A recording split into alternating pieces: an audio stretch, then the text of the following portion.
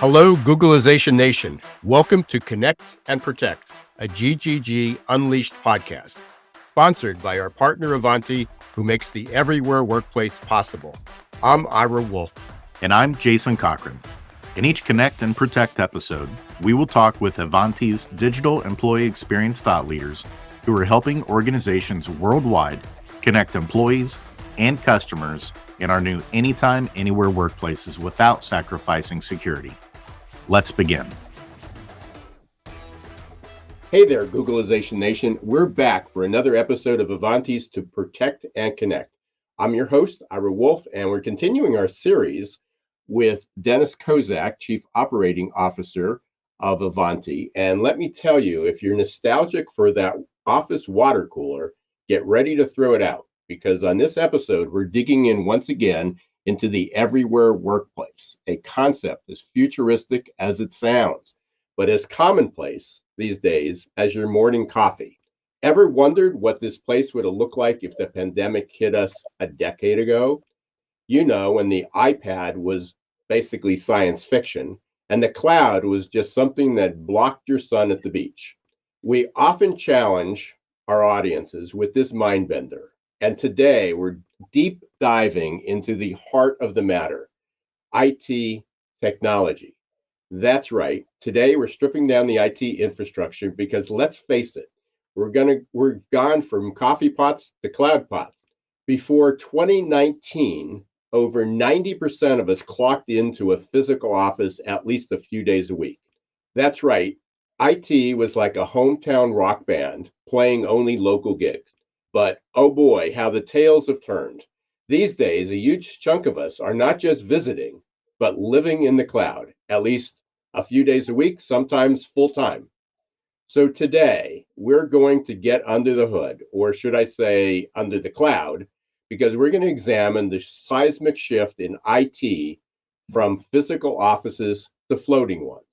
And we have some mega minds joining us to illuminate this cloudy area.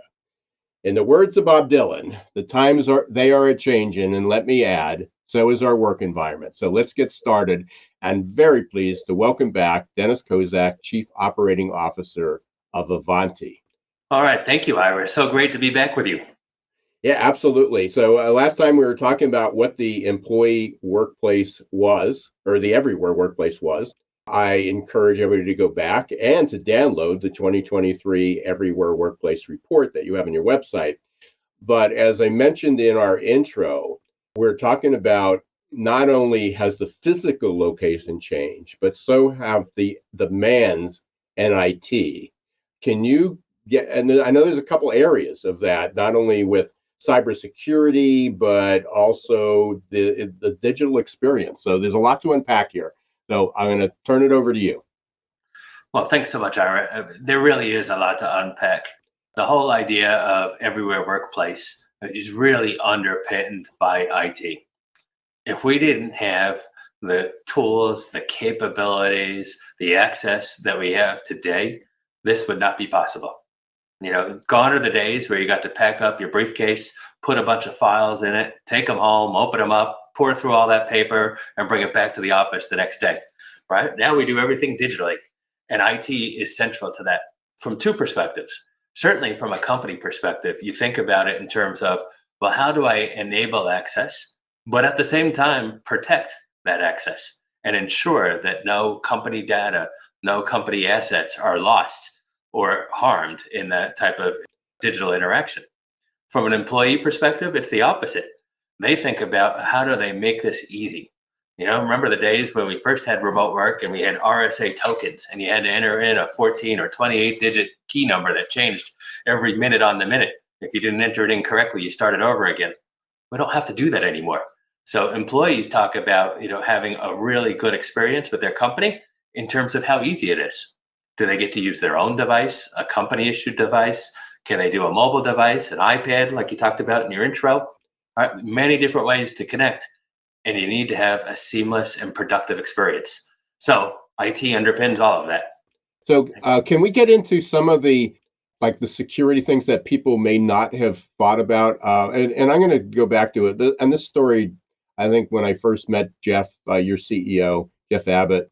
He shared a story about, I guess one of your clients might be a shipping company, and they found they had a couple hundred smart toasters.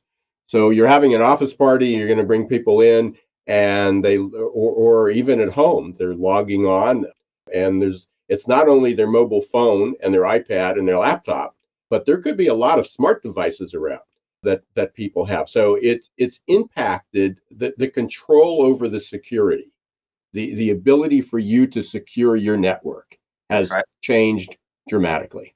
Oh, it has. First and foremost, it's all about discovery. You need to know what's accessing your network, right? Then you have to, once it's accessing your network, you need to manage it. When you're going to manage it, you also need to be able to secure it, right? So you really can't do any one of those things very effectively, unless you think about it all three together. You certainly don't want rogue devices accessing your network. You don't want bad actors taking data or information or using resources they're not entitled to. And then, certainly we all know that secure software tends to have vulnerabilities from time to time. So you need to have a management system on which you can patch those and remedy those. But then you need to know which patches to apply, when to apply them. It's complex. IT professionals will tell you they spend on average 4.2 hours a day just patching systems because of all that complexity. Different types of devices, different types of software, different type of networks, all those different things, create a very complex environment that, again, you could spend half of your working day just on patching alone. And that's exactly what Ivanti does. But on the other side of this, there is also a much higher reliance on the tools that we're using. I mean, I have a solo business, but I obviously communicate with lots and lots of people using technology all the time. It's amazing I can say they're new collaboration tools, new tools, but especially in the collaboration business. But every day I'm inundated with a new one. But they are all, it's all tech. They all pose some security risks. We're putting information out there into the cloud. Talk about that a little bit, because collaboration tools are, were manager driven. Now they seem to be technology dependent, which, but companies don't seem to have made, either they don't recognize that or they haven't made that shift. I think you've got a mix. There are certainly some companies that are very technology forward. They have a very proactive stance in how they're going to adopt and leverage technology in their business. Think about the largest banks, their interaction, the days of having to go to a branch physically, versus having a mobile app on your phone where you can do a lot of different transactions. There's one particular bank that refers to themselves as basically a technology company that so happens to have a banking license, because that's really how they enable and reach all of their customers. But certainly when you're talking about financial data like that, you've got to be super careful, right? That you have the right level of security, that you know who's accessing what data, when, and how, and being able to do that. Ivanti, in our portfolio of offerings, we think about it in two distinct areas: network security and endpoint security. Those are two critical areas that are important to ensure that you can have a secure interaction with your company or with a vendor that you choose to do business with. Is there a difference between the in the report did you see any difference between the frontline office knowledge worker and the C-suite in the use of these collaboration tools, or in some of the risks? Initially you did, right? Initially it was adopted more as a groundswell from bottom up. And executives tend to be, they stuck to the office, they stuck to the traditional meeting. But, that's begun to shift over time as people become more comfortable, right? People see that they have an increased amount of workload because they have these tools. The barriers between work and non-work, right, are disappearing, right? You could easily work anytime, anywhere, all the time. It doesn't have to be a specific shift anymore. And truly, executives have always operated that way, right? If you have global responsibilities in a global business, you're required to be dealing with all different time zones around the world. So now you're putting all that together. You have adoption by frontline workers using technology because it's more convenient and more productive. now doing work in different times than they used to do it. It wasn't just 9 to 5. They may come online at 7 a.m. They may be answering emails at 10 p.m. Functioning in the time zones that the executives were functioning because they were managing from the US an APJ based time zone or an EMEA time zone first thing in the morning. So, you're seeing all these interactions come together. That's driving up transaction volume. That's driving up continuous use of compute resources. Again, all those things need to be managed and secured. Yes, so many things that we haven't that we tend to ignore. Certainly as managers or owners of the business and executives, and that you're attached, or you just assume that the IT has it all under control, right? As we keep throwing, more bombs into their ponds. How there's obviously, and you mentioned this earlier that I think it was 4.2 hours a day IT spends on fixing bugs and and delivering patches.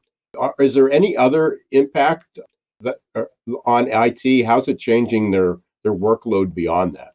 Yeah, well, so first of all, IT for long have always had a set of IT operations and security tools, but those tools have had to change now that they see that employees are no longer resident on their in-building network, right? Because you're accessing from other places. We've seen a 47% increase of companies that have invested in tools to measure the digital experience of their employees. What that does is it tells you, just because you put out a new security tool, or just because you put out a new patch tool or a new service management tool, how do you know that that's effectively and well received? So you have to be able to do something that says, how do I measure my employees' digital experience? Are they having a positive digital experience? Is IT enable them to be more productive, or is it slowing them down and creating barriers? IT should never be perceived as slowing down. It's there to enable and it's there to protect, right? But you can't slow down an employee. Otherwise, you're going to lose those employees. Yeah, I have a family member who is now working remote, and she talks about all the time is there's layer and layer and layer on top of her ability to log into her just to get her work, just to get her files, and extremely frustrating, for her. And if there was another opportunity, she'd probably leave. Which I know you have a lot of stats in there. So the digital employee experience, which you have also a brand new report, which we'll be talking about in future episodes about that, the digital employee experience report. Final question that we have for this particular episode, and this definitely relates to IT. AI is all around us.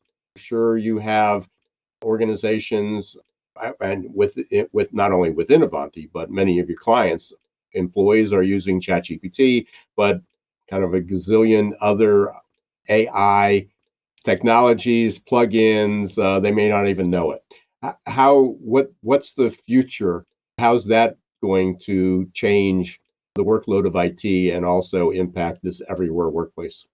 Well, no doubt, like everything else, it will continue to add more complexity to an IT professional's life in terms of more things that need to be managed.